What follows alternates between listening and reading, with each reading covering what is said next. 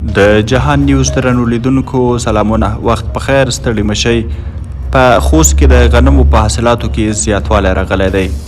په خوست ولایت کې کروندګرو ته د اصلاح شوو تخمونو له ویش وروسته اوس په دغه ولایت کې د غنمو په حاصلاتو کې زیاتوالی راغلی دی.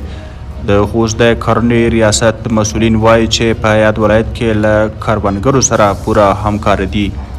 د یاد ریاست مسؤلین وایي په روان کال کې 10,000 کروندګرو ته د غنمو اصلاح شوي تخمونه ورکړي چې د ښو حاصلاتو لامل شوي. کرنې ریاست وایي له بېلابېلو مؤسسو سره په همغږۍ په راتلونکي کې 30,000 کروندګرو ته د اصلاح شوو تخمونو د ویش په اړه پلان لري. درنو لیدونکو له ملتیا مو مننه. که زموږ له چینل سره تازه شوي یاست، د چینل هم در سره سبسکرایب کړئ.